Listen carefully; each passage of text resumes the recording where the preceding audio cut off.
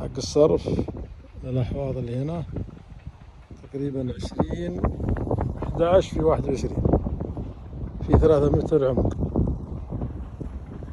هنا. هذا طبعا بيكون عندنا هنا. هذا طبعا بالنسبة للمشروع الاستزراع السمك. هذه الأحواض اللي زبطناها هنا راح يكون الحجم هذا 2 بالضبط. هذا هنا كلها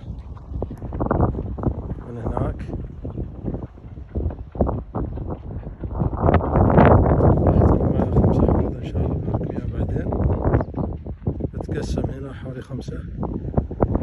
والعقوب نحتاج طبعا تربة من الخارج.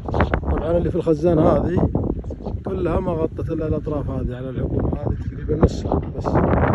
باقي الجهة هذه اللي هنا التقفيلة مع التقسيمات اللي الداخلية 4 عقوم لسه ما سويناها.